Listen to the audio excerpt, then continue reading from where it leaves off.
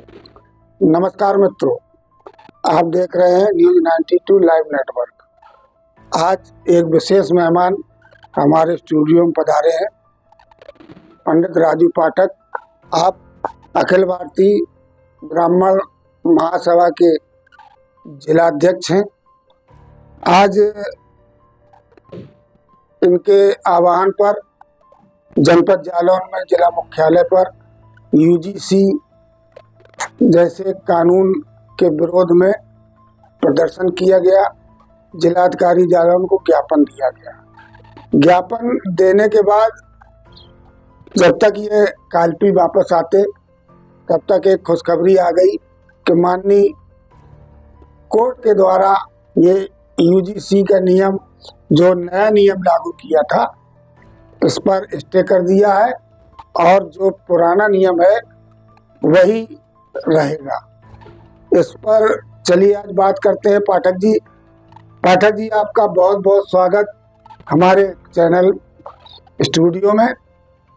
Sir, जो पिछले कई दिनों से यूजीसी जैसे कानून को लेकर सवर्ण समाज आंदोलित था और जगह जगह क्या पूरे देश में बहुत ही तेजी से ये खबर फैली और आंदोलन चालू हुआ, उसमें आपने भी सहभागिता की। आखिर इस यूजीसी कानून से कैसे लोग नाराज थे और कैसा विरोध प्रदर्शन किया, पहले तो इस पर बात कर बताएं। बहुत बहुत धन्यवाद मनोज जी और अनुराग जी। हम ऐसे छोटे मोटे कार्यकर्ताओं को आपने एक चैनल के प्लेटफार्म पर मुझे बैठाला है, इसके लिए बहुत बहुत बधाई हो। अब आइए मुद्दे पर। यूजीसी जो काला कानून आया है, वास्तव में ये सामान्य वर्ग के लोगों के लिए और अन्य समाज के लिए एक टकराव की स्थिति पैदा कर दी।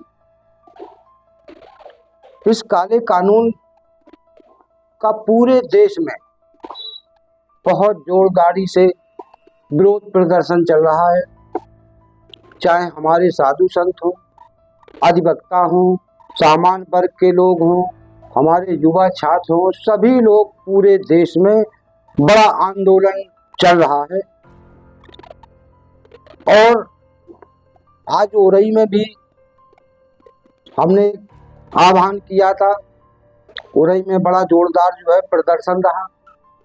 जो इसमें शामिल हुए हैं सभी सामान्य वर्ग के लोगों का मैं आभार व्यक्त करता हूं। बड़ी संख्या में समय देकर के रहे। अब आ जाइए उस मुद्दे पर। आज सुप्रीम कोर्ट ने जो एक गाइडलाइन दी है, बड़ी अपार खुशी है। इस बात की खुशी है कि सुप्रीम कोर्ट ने हमारी आवाज को सुना और सुनने के बाद उस पर रोक लगा दी। इसमें सरकार का कोई हाथ नहीं है, ना सरकार का इसमें कोई लेना देना, ना सरकार ने प्रयास किया है। ये तो हमारी सर्वोच्च न्यायालय जो सुप्रीम कोर्ट है, उन्होंने मेरी आवाज को सुना और उस आवाज पर उन्होंने जो है नए नियम को प्रतिबंध लगा दिया और पुनः पुराने नियम पर ही लागू कर दिया। उसके लिए बहुत बहुत धन्यवाद सुप्रीम कोर्ट का। पाठक जी, जैसे कि सुप्रीम कोर्ट ने अभी स्टे किया है, शायद इसकी तारीख भी लगाई है 19 मार्च शायद। अगर ये कानून में कोई संशोधन करके पुनः इसको लागू किया जाता है, तब उसके बाद आपका क्या विचार होगा?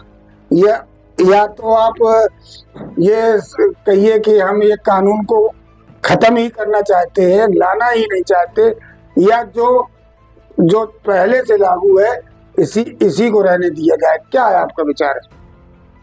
देखिए, जो जानकारी मुझे मिली है, पुराने नियम में बहुत अच्छा नियम था। उसमें प्रत्येक जो है सामान्य हो, ओबीसी हो, एससी हो, सभी लोगों को अधिकार था कि अगर झूठी भी शिकायत होती है तो उसके खिलाफ भी कार्रवाई की जाएगी। सरकार ने, मोदी की सरकार ने प्रधानमंत्री ने क्या किया कि ये नियम में परिवर्तन कर दिया, ओबीसी को शामिल कर दिया और झूठी शिकायत को उसको खत्म कर दिया। और ये हुआ कि उस पे अगर आपके सामान्य वर्ग के छात्राओं की गतिविधियां गलत पाई गई तो उनके खिलाफ मुकदमा, उनके खिलाफ कार्रवाई होगी, जिससे हमारे छात्र का भविष्य अंधकार में हो रहा था। अगर इसमें कुछ और एक्शन होता है या कुछ नहीं होता है तो अभी हमारा समाज चुपचाप नहीं बैठेगा। अब देख रहा है, अब हमारे लोगों की निगाहें सुप्रीम कोर्ट पर हो गई कि सुप्रीम कोर्ट क्या जो है जजमेंट देता है।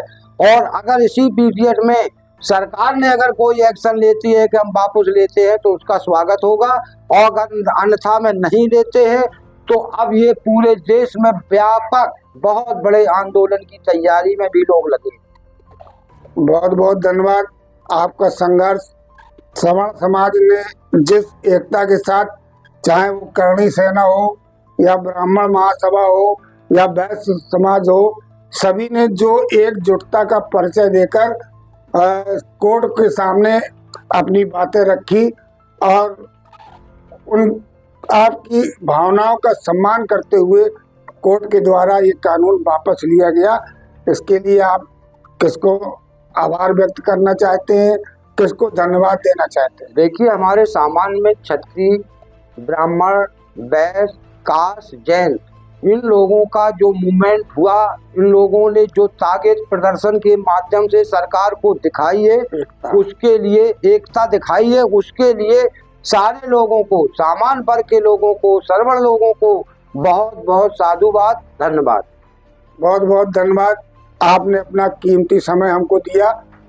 आज हमारे साथ थे राजू पाठक, अखिल भारतीय ब्राह्मण महासभा के जिलाध्यक्ष है। इन्होंने जो यूजीसी वापस हुई उसमें अपनी खुशी जाहिर की और सभी जिन्होंने इस आंदोलन में साथ दिया सभी का आभार व्यक्त किया। आप बने रहिए मेरे साथ। मैं बहुत बहुत धन्यवाद, बहुत बहुत धन्यवाद।